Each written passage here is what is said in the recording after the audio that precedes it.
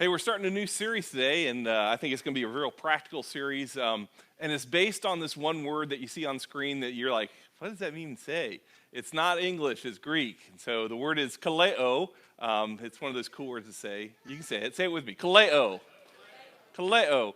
And it means called. And the whole idea is the basis for this series is found in 1 Peter chapter 2. And it showed a little bit in the video, but 1 Peter chapter 2 and verse number 21, the Bible says to this, and you got to put it in context real quick of what we're talking about here. It's Peter writing.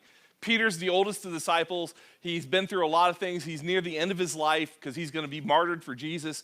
And he's writing to encourage some Christians who are going through some suffering in their life. They're going through problems. And they're sort of like don't know how to deal with all the adversity of their culture and the world around them. They're being tortured. All kinds of things are going on. And so he encourages them to go through their sufferings. And when I say sufferings, we're talking about sufferings for being a Christian, not just sufferings, but because they're following Christ. And he says this, and it's such an important verse. He says, to this you were kaleo, or called. That's the word there. Called because... And he gives us the why, because Christ suffered for you. And isn't that why you're here today? Isn't that why you're here today? Maybe you don't know Jesus Christ, and that's the other reason you're here. But I'm here today because Christ suffered for me. I'm here functioning as a Christ follower because he suffered on the cross of Calvary for me. And so this is a great promise we have. But we're called to the sufferings of Christ because Christ suffered for you, leaving you an example. And here it is. This is the whole idea behind this series, that you should follow in his steps. See, the world today says, do your own thing. Hey, do it your way, however you want to do it. Live your own way, be an individual, which isn't really true, but that's what they're saying. And you know what? As Christ followers, we're supposed to be different. We are called, kaleo, we're called to live in a different world. In the next 4 weeks, we're going to be talking over 4 different things. He's already got ahead of me on this screen, but we're called to 4 different things. We're going to be called to care, and you saw it in the premiere video. We're called to care, we're called to generosity, we're called to serve, and we're called to make disciples. And those are 4 things that you see. All 4 of those things were in the life of Jesus. And Peter said, hey, follow in the footsteps of Jesus, and that's the great thing. Because here's the problem. As Christians, we are called to care. And you say, that's a problem? Yeah, but that's not how the world sees it. It really isn't. Today, one of the biggest complaints that most non-Christians have about Christians is the fact that we simply don't care. And if you think that's a new problem, it's an age-old problem. In fact, it was a problem during this time period in Christianity when they had some really good Christians around. Guys like Peter and Paul, Timothy, Titus. I mean, those guys were amazing Christians because they're in the Bible and we read about their lives and we're saying, wow, they did some amazing things. But here's what I want you to see. And maybe you've never seen these verses before, but Paul actually had an admonition about like, hey, there's some problems that we got to deal with. And he's talking to the church at Philippi, and the Philippian church had a lot of issues in their minds because they didn't have the mind of Christ. And they're fighting amongst themselves. In fact, he even calls out some women in the church who were actually causing a lot of fighting to go on. They're bickering with each other. And he says, hey, listen, let's not do this. Let's have the mind of Christ. But one of the things that's amazing in the book of Philippians, and I don't know how many times I've read it and sort of passed over it, but in Philippians in chapter 2, Paul says something amazing about his friend Timothy, who he's sending to them to help them straighten out some of their problems in life. He says this about Timothy, and notice what he says. He says in Philippians 2:20, he says, I have no one else like him. Now, that's a great thing for Paul to say about Timothy. Now, he's not really putting down everybody else. He's just saying, hey, in ministry, this guy is incredible. I want to give him some props because he's really doing a great job. And what is he praising him for? He says, I have no one else like him who will show genuine concern for your welfare. Oh, wait a minute. Does that mean all the other guys are fakes, phonies? They don't show genuine concern? You ever met somebody that doesn't show genuine concern? You can just sort of feel it, like you don't really care for me. Maybe you ran into a preacher or another Christian that said, hey, I'll pray for you, and you knew they don't even pray, probably.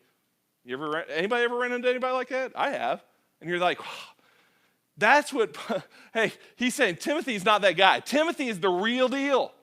Timothy is that guy. But here's what really disturbs me is the next verse, because this is the follow-up to understand what's going on. He says in verse number 21, he says, for everyone, the rest of the Christians, All the other people I know, this is what Paul's saying. All the other people I know who are Christians, for everyone looks out for their own interests.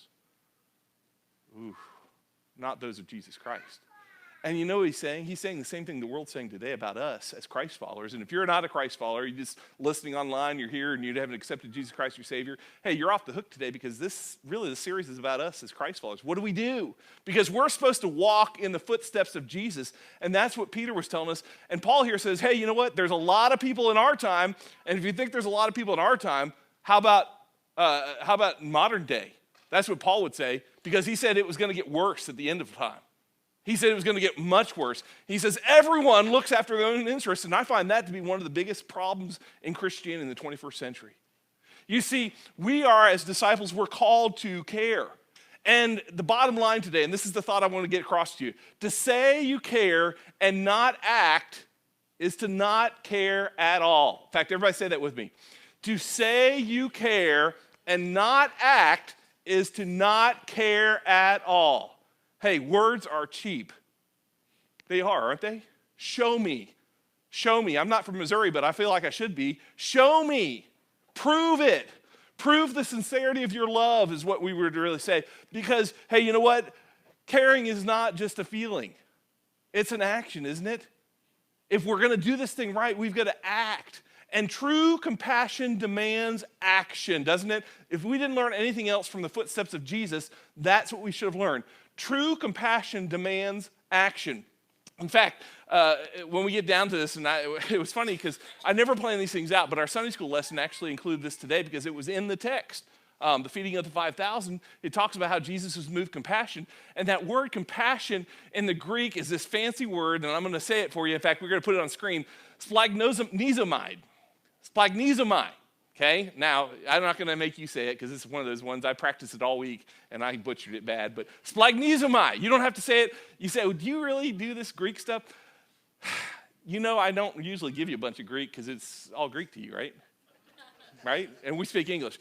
But it's a very important word that you find over and over and over again throughout the life of Christ. And remember, we're supposed to be following in the footsteps of Jesus. And I want you to know, our English is such a weak language as far as how it communicates things. This is a deeper meaning word here. And what it means is to have deep inner feelings for the needs of someone who is in deep distress, deep needs. It means to actually to ache inwardly, to move to action. And it gives us, what this word says is it moves us, it drives us, it compels us, it shakes us into action. If you're a parent and you've had teenagers, you know what I'm talking about when you had to go in and wake them up, right? And they wouldn't get up and you're like, I have to shake them. That's what I'm talking about. I was telling the story earlier in Sunday school about how my kids hated to wake me up if I fell asleep in the chair. I think even my wife could probably tell this story better than I could. But I had this tendency, when I get that tired and I just sort of zone out and fall asleep like that, and it's usually right before dinner time or whatever, my kids would come in and go, Dad, it's time to get up, Dad. Because I'm not going to get up from that. I'm a sound enough sleeper, especially when I'm exhausted, tired, and I fall asleep like that. And finally, either they would do this or they would go be cowards and get my wife to do this. They would have to reach out and touch me. And when they touched me, that always woke me up. And I'm one of those, it was one of those, you ever had somebody startle you in a wake up? Like, so I'm sound deep asleep. I didn't even know I went to sleep because I probably had the news on or something like that. But I'm exhausted, tired, and all of a sudden they touch me and I jump. And my kids, like, they thought they were going to have a heart attack every time they did that, and they hated it. And so they get my wife to do it, and I think she hates it too. She could probably tell you that story. But that's what I think of when I think of this word, splagnizomai. Because what it says here is it's a feeling, it's a compassion that makes me, shakes me, breaks me from whatever I was doing to act upon it. It makes us have to do something. Have you ever seen something so compelling that you have to do something about it? You have to do it. Now, some of us, we've gotten, unfortunately, the people who like, yeah, I saw it, but I don't want to do anything about it, so just walk by.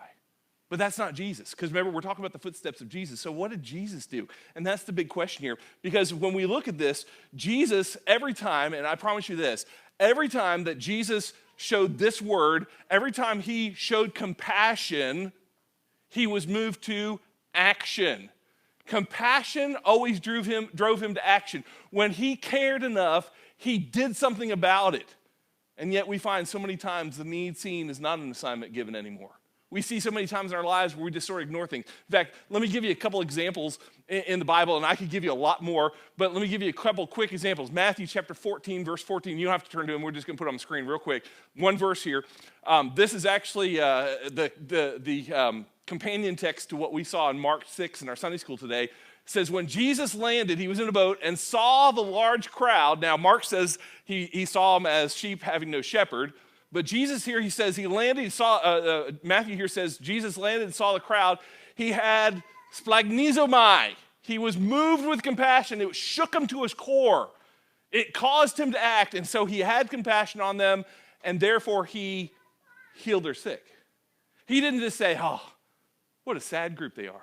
He didn't look at it and go, man, I wish there was something I could do. He didn't say that. He said, you know what? I feel so deeply concerned about what's going on in their lives, I'm going to try and do something to help them. Mark, once again, he said they're like sheep having no shepherd, and sheep that don't have any shepherd, they feed the wrong way. They end up getting sick. We could talk about that. That's a whole other sermon series, but we'll talk about that some other time. Over in Matthew chapter 20, he said this. Another story, and this is some blind men who come to him, and they're in bad shape because the blind were just sort of pitiful people. No one was really taking care of them. They had to beg for a living. And Jesus was their hope. And when he sees them, it says Jesus had compassion on them and walked away, right? I'll pray for you. That's what he said. I'll pray for you. No, when he saw them, he had compassion on them, and he touched their eyes, and immediately they received sight and followed him. Because every time Jesus showed compassion, he took action. And that's so important. And according to what Peter told us, that we're supposed to follow the example of Jesus Christ in our living our lives. We're called, that is that Kaleo, we're called to follow Jesus, to walk in his footsteps because he's the example. And so as we follow his example, we're going to look into this whole idea of what compassion really is. But here's what I want you to know. This is what I know about the reality of my life. Here's the deal. The closer I get to Jesus, the closer I get to Jesus Christ, the more I care about what he cares about. That's the truth. And the more I care about the things that Jesus cares about, the closer I get to Jesus Christ, right? And that's a great thing. But, there's always a but, right? Here's the catch. But, the farther I move from Jesus, the farther I move from the things he cares about, the people who need help, the farther I move from Jesus, the more I care about myself and my own selfish interests. And that's what we see as that problem in our lives. That's the great struggle we're in. That's the great tension we're in. And Jesus knew this was a huge tension in our lives, and so he tells a story here to fit a need. And let me set it up. Now, this is where I have to pause and give you the public service announcement. Familiar story. Story I've preached before. Story you've heard many times before I was even around. I'm sure most of you could tell the story. It's such a familiar story, though. Don't rob yourself the opportunity to learn from what is familiar. Don't sit back and say, know it all, got it, okay? Listen to the story, because I know this is one of those hard passages. I hate preaching passages that are so familiar to everybody that they're always 2 steps ahead of me. Stay with what we're talking about today. So we're going to be in Luke chapter 10. That is our passage for today. And in Luke chapter 10, we have this story. Jesus is doing his thing, and he was so confrontational because he was so godly, and the people were so religious that their religion didn't fit in with what Jesus and God were doing. And they wanted their tradition. They wanted, hey, we got to do things the way it's always been done. And by the way, those are the words of a dying church. We don't ever want to do that, okay? We want to move with God. That's be followers of Christ. And so this guy, he's part of the religious group. He's a lawyer by trade. That means he is an expert at the law, that is the law of Moses, what the Jewish people considered their highest of importance in their daily lives. He was an expert on. He comes along to Jesus and realizes his intent is to trip Jesus up. He's not here to find out Jesus' truth. He's not here to learn anything. He's here to trip Jesus up. And he comes to Jesus and he says, hey, I've got a question for you. Think you might be able to answer it. By the way, I'm an expert at the law. He says, in this account of Luke, he says, hey, what do I need to do to inherit eternal life? What a great question. Hey, I mean, there are sometimes as a pastor, I wish people would come up and ask me that. Just anybody. Hey, because I would love, because to me, that's the greatest question you could ever ask. What do I need to get eternal life? I can tell you. In fact, at the end of the service, we have an invitation. If you don't know, let me show you. Let somebody here show you. That's what we're all about. We want to lead people into a growing relationship with Jesus Christ. And so you're asking Jesus this question? This is a no-brainer.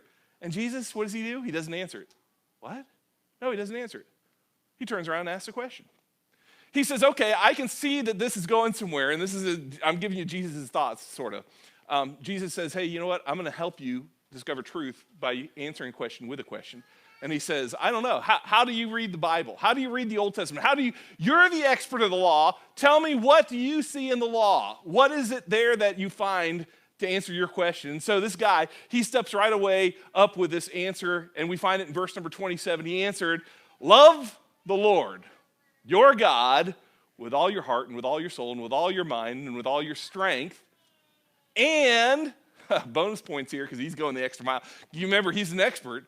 And, gonna get the gold star in Sunday school this week, love your neighbor as yourself. And I don't know if he heard Jesus say this somewhere else, because in Matthew records that Jesus said this. But man, this guy is pretty pleased with himself. I'm an expert. And Jesus says, hey, you got it right. Gold star goes to you. Now all you have to do is go out and live this life and you'll be good with God. That's it. Hey, love God with everything you are, and love your fellow man the same way as you love yourself, which is pretty high. And that's the secret. But this guy really he wasn't into that question. He didn't ask that question to find out the truth. He asked that question to trip Jesus up.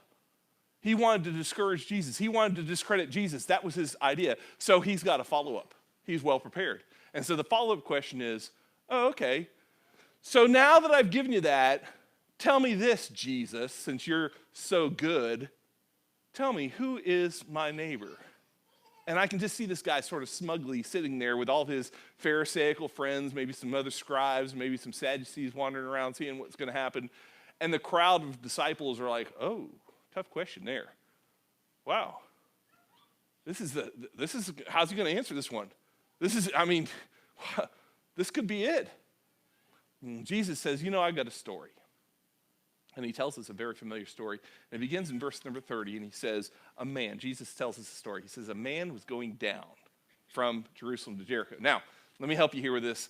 The road from Jerusalem to Jericho does go down. Now, spiritually speaking, the Jewish culture would always tell you that everything is down from Jerusalem, because Jerusalem is the holy city of God. It's where the temple exists. So everything spiritually is down. They always represent it as being down. Even if you were going to a higher altitude, it would be going down.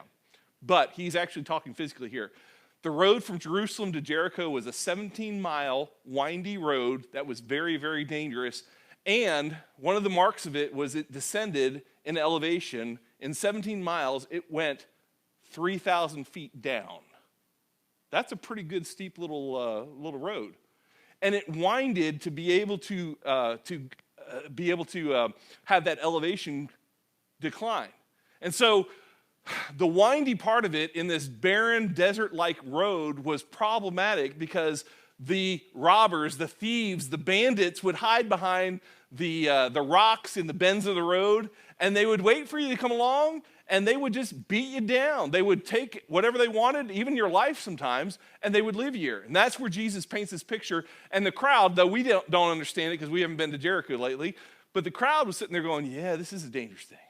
He says a man was going down from Jerusalem to Jericho, 17 miles, a windy road, and what happened? He was attacked by robbers. And everybody's like, yeah, I see that happening. And here's what happened. They stripped him of his clothes. They beat him and went away, and they left him half dead. And man, that is a sad predicament. And as the crowd's sitting there listening, everybody's like, oh, yeah, this guy's in bad shape. Who do you think is going to be the hero of this story? Who do you think we're going to look to for our help? And that's where this story gets a little weird, a little awkward, a little problematic here. Because he's going to give us two people that they would assume would be the heroes. In verse number 31, he says, a priest. A priest, absolutely. In our vernacular, you'd say, a preacher. The pastor came by. Hide the beard, the preacher's here, right? That's what we'd want to do. A priest. There's the guy who is in the presence of God all the time. He works at the temple. He probably is on his way home from doing sacrifices. His part of the rotation is over, so he's going home. But Jesus doesn't tell us that.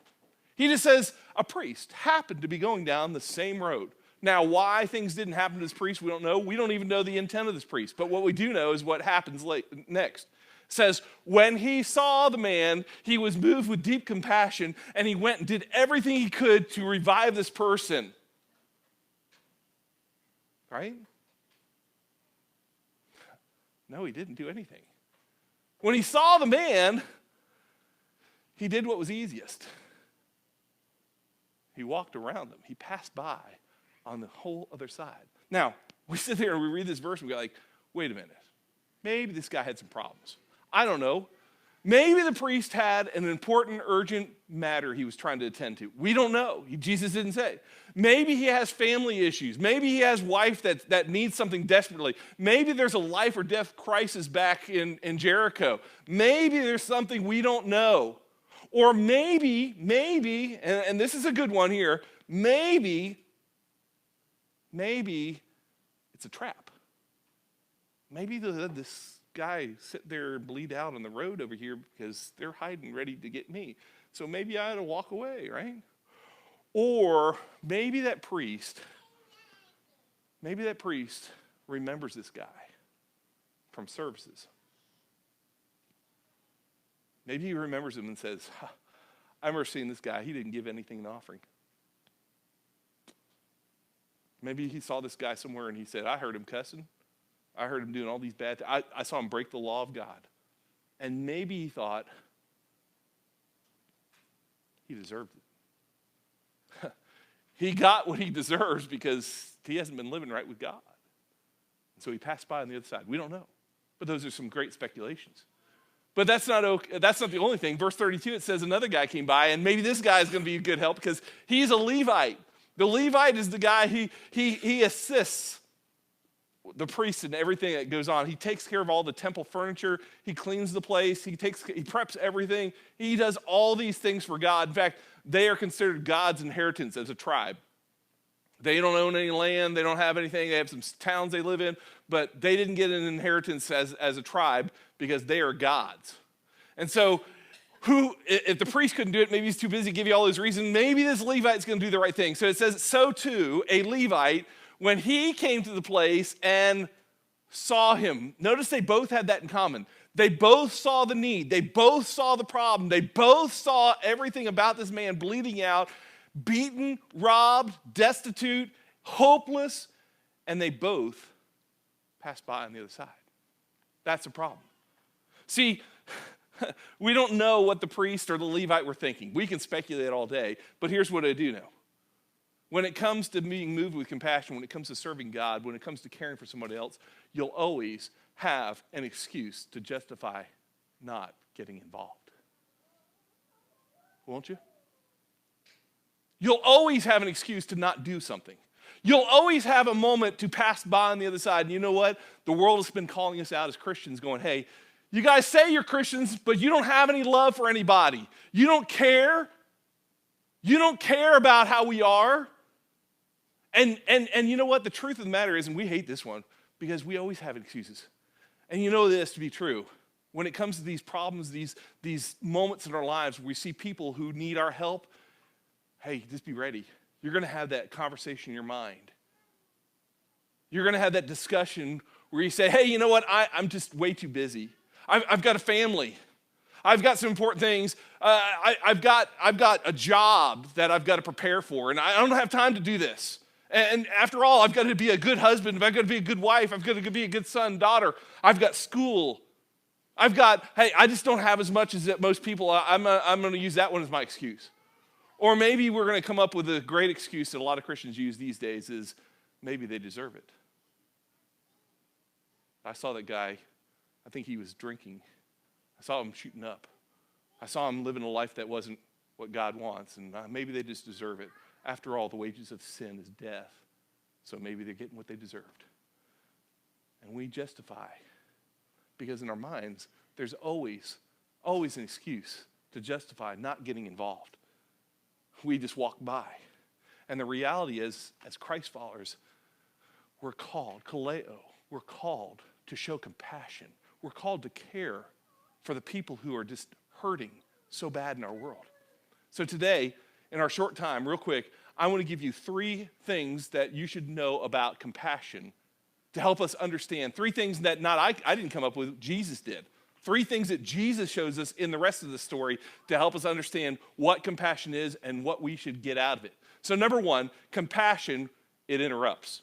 It interrupts. Now, I've gave you the background of the story, and we've seen how it should have been solved, and I'm sure that was the part that everybody's left hanging there going, what? But Jesus doesn't stop his story there. He becomes more controversial as he gets involved in this. And he begins to tell us about this compassion that interrupts, this splagnosemai, that interrupts us. And he says this in verse number 33. He says, but a Samaritan. And we've talked about this before.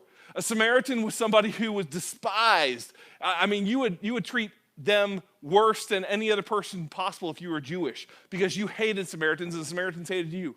There was a feud going on that was a bloody feud. They would war. They hated each other. I mean, I don't know how to state it anymore. They couldn't stand each other, but it says, but a Samaritan. And Jesus, when he says those words, the crowd probably took a big, deep, because they couldn't believe that a Jew would say this. He's going to make the Samaritan a hero in a Jewish story. But a Samaritan, as he traveled, and why would he be on the road to Jericho out of Jerusalem? Because this wasn't their territory. This wasn't anywhere. They didn't worship at Jerusalem. They weren't good people. But a Samaritan, as he traveled, and by the way, when we read that, as he traveled, that gives the intent of he had plans. He had something he was supposed to be doing. He was a busy man. He had occupation. He had, who knows? But as he traveled, he came to where that man was, and when he saw him, same thing in common with the other 2 guys, when he saw him, he took pity. There's our word. That's the word in Greek, splagnosemai. Splagnosemai. He took pity on him. He took pity. What a difference. He's not supposed to take pity. He's supposed to be like, yeah, you deserve it, buddy. In fact, it was probably some of my guys that did it to you. He's not supposed to be this guy. And the crowd probably is getting a little bit exasperated with Jesus. How could Jesus make a Samaritan the hero and take pity? A pity that's going to move him to action, because remember, compassion always moves us to action, deep compassion, true compassion, because it always requires action. Verse 34, it says this, that he went to him. Notice the action verbs that are used here. He went to him and bandaged his wounds. Hey, wait a minute, I'm not touching a guy like that. He might have AIDS. He might have some other communicated disease. Man, there's no way. In fact, hey, you know what I've learned from Christians? We should get in our houses, put our face masks on, and stay away. That's what we did in COVID, right? Stay away. They might infect us. Not this man. He said, I'm going to him. I was moved with compassion, so I'm going to go to him, and I'm going to bandage him, and I'm going to pour on oil and wine. Oil and wine, that's medicinal. He goes on to say, then he put the man on his own donkey. Now, isn't that crazy? I don't know what model donkey he has, but I'm pretty sure it was a 1-seater, right? I don't know if it was a new model donkey, old model donkey, or whatever, but I know this. It was the only donkey there. And he's traveling, and it doesn't tell us how far they went. I don't know if they went all the way into Jericho, if they went back to Jerusalem. It doesn't tell us any of those things. It just says that he brought him to an inn to take care of him. And you know what? That means this 1-seater is he puts this man who's bloody, who's beaten, who is filthy, who he put him in the interior of his brand new leather upholstered donkey. And we're sitting there going, no, I don't want that smell on my carpet. I want that guy to be on my, no way. This guy did that. And he walked while this guy rode. He walked like a servant would walk, because that's what he was doing, wasn't it? He brought him in to an inn and took care of him. And that, hey, story over, right? Compassion, it interrupted everything because he had travel plans. Hey, he had to be somewhere this week. He had a job. Obviously, his donkey was required him to travel. He had somewhere to be. He had things to do. He had people to see. He couldn't waste his time helping somebody. Let somebody else do it. But the people who should have done it, the God-fearers, right? The priest, the Levite, what did they do? Pass by on the other side. See, what we should know is that compassion always interrupts us. It always is inconvenient. It always drives us to this, and it's something we didn't plan on. It's something that was inconvenient. It was something that we weren't counting on. It's usually a divine interruption in our lives. And that's what that pity, that compassion actually makes us do. The second thing we learn here is not only that it interrupts, but compassion costs. And Jesus goes on to tell the story. He says the next day, I wasn't planning on stopping this day, but the next day. Cost him some time, didn't it? The next day, he took out 2 denarii. Now, denarii is a silver coin that was usually a day's wage. You can look through some of the different stories that Jesus told, and he gives the idea that that's a day's wage. So he took out 2 days' worth of payment, and it says he gave them to the innkeeper. And that's crazy enough because it's starting to cost me. It hurts. Man, I don't know this guy. He's not even my relatives. I'm a Samaritan. He's a Jew. I don't know why I would even take out some money to help somebody I don't know. But he took out 2, not 1. Took out 2 denarii and gave them to the innkeeper. And then look what he said. He said, look after him. He's giving this guy, hey, I imagine since they're deep in Judah, that the innkeeper was probably Jewish too. And he's giving this guy, hey, you look after him. Now, for us, we'd say, yeah, of course he did that. He's doing the pitch it off to somebody else thing, right? He's done. Isn't that what we do? Like, I get to a certain point, I'm done, I'm out of here, I'm checking out, let somebody else handle this. That's not at all what he's doing. He's doing the and then some ministry. He says, look after him when he said, and when I return, look what he says here. I will, what's that word? What? Come on, I can't hear it. Reimburse? That's going to cost me. I will reimburse you for any, notice these words, any extra expenses. But what if this guy orders room service? Any extra expenses. What if he buys a premium movie on the HBO? Any extra expenses. This guy is going to run up the bill. I don't know if I trust him because I don't know him. And you know what? Compassion says, you know what? I have to pay because it costs me. It costs me. Because this guy evidently understood what Jesus did for us.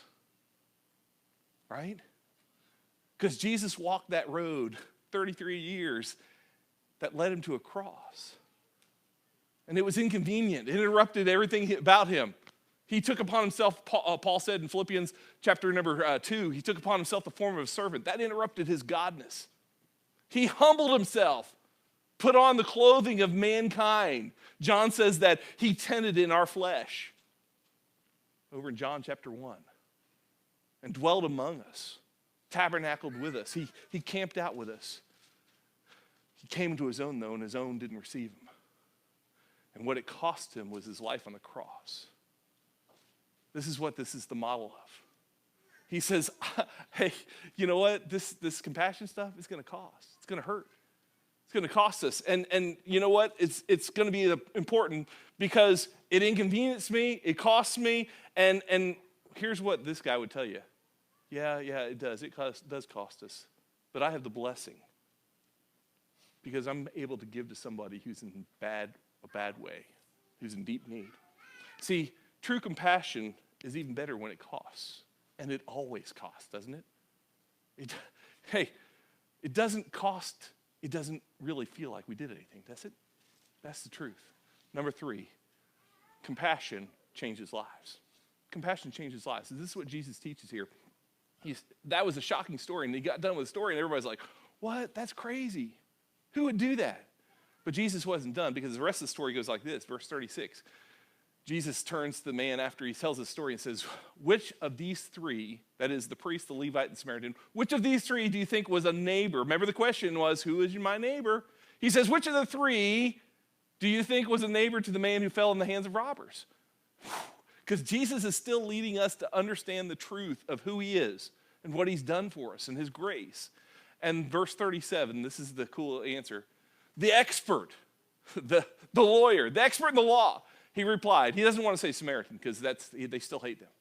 But he says the one who had mercy on him, the one who gave, the one who showed compassion, the one who was interrupted, the one who cost. And Jesus, and this is the point here, Jesus told him, out of all the things you need to know today, I want you to go and do likewise. You know what Jesus is saying? When you practice this, you told me about loving God with all your heart, soul, mind, and strength, and loving your neighbor as yourself. But here's the truth. Caring and not acting isn't really caring at all, is it? So Jesus says, you know what true compassion does? When you practice compassion, it changes your life. So go and do likewise. That's what Jesus tells him. Jesus here, remember what Peter had challenged us to? He says, hey, you're called to be followers of Jesus, so, hey, walk in his footsteps. We're called, Kaleo, called to walk in his footsteps. And Jesus here, if we look in the footsteps of Jesus, all throughout the Gospels, Jesus is interrupted time and time again. He gives, he heals, he forgives, he spends time with people that no one else would spend time with. He cares for those who didn't have anybody else to care for him. He shows compassion, a compassion that moved him to action for people who were in deep need and no one to help. You look through all those stories and find it to be true. He felt so deeply moved by compassion, like Mizomai, that it shook him to the point where he sweated great drops of blood in the Garden of Gethsemane. And he turned his face and set his mind to fulfilling what God had for him, to die on the cross. And yet, on that cross, he's still giving because he's moved with compassion as he looks at the crowd. And he says, Father, forgive them. Forgive them. They don't know what they're doing. They're ignorant. See, we say we care, but to say we care and not to act is to not care at all. Because compassion does change our lives, doesn't it? And here's what I mean by that. See, every time you pass by on the other side, every time you go away from somebody, every time you see that person who says need help, and you just walk by, not only do you miss the opportunity to help that person, but you also miss the opportunity for God to help you. And that's the tragedy of the whole story. See, this man, a lawyer, he wasn't there to get the point. He was there to try and trip up Jesus, and he missed the whole point. And therefore, he walks away still being the lawyer, still being sad. You know, we are called by God to care as Christ followers, walk in his steps. And when non-Christians look at us and say, hey, you know what? I don't think you really care about me. I think it's got to be one of the saddest commentaries about Christianity. Remember what Paul said, Philippians chapter 2, verse 20. I have no one else like him, Timothy, who will show genuine concern. Not that cheap stuff where I pray for you, but I don't really do anything for you. I want to show genuine concern for your welfare. That's what Timothy do. Notice what he says, though, about the people his dad. For everyone. Oh, so sad. For everyone looks out for their own interests. Hurry up, preacher. I got to be done because I got to get to lunch. Hurry up, preacher. I don't have much more time. I'm here to punch in my hour on Sunday, and that's all I'm going to do this week. For everyone looks at their own interests, not at those of Jesus Christ. How about you? What kind of church are we going to be? Are we going to be a church that cares? It's going to cost us something. It's going to interrupt our schedules. It's going to interrupt our plans. It's going to inconvenience us. But I also promise you this, it'll change their lives, change ours. Because to say you care and not act is to not really care at all. So what do you care about?